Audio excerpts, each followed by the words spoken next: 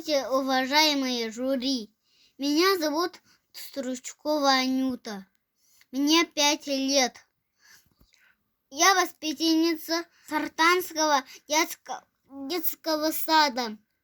Моя тема романгарские хомячки. Почему меня интересовала эта тема? Мне папа подарил мне 2 хомячка, Чинюшка и Петя.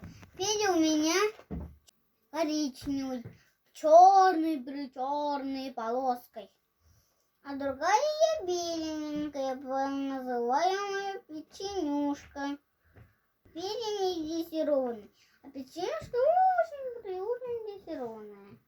А Печенюшка самая маленькая, дружная хомячиха. А Петя бьет Печенюшку. Сегодня я вам расскажу про домик хомячков. Домик должен быть беговое колесо, миска,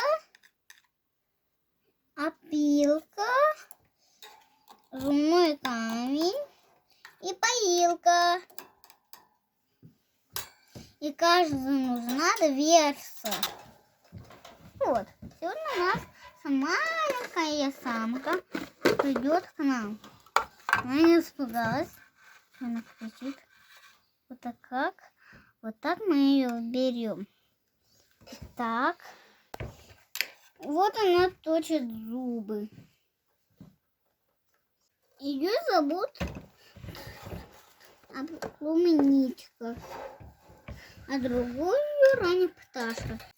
Они любят хлеб и зернышки, фрукты, овощи.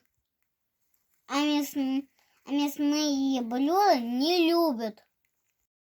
А мы дали им капусту. Они очень обрадовались. Плуменичка очень маленькая, и ее можно держать. Она пьет из поилки. А Пнемашка у нас не хочет с ней играть почему-то. Хомячки из отряда грызунов. Хомячки ночные животные. А ночью они просыпаются, утром они спят. Всю ночь они бегают на колесе беговой. Они не дают людям спать.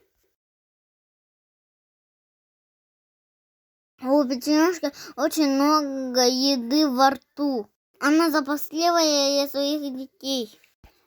Однажды утром я обнаружила маленьких голых хомячков. Я подумала, что это чудески. Родились они слепые, голые, без глаз.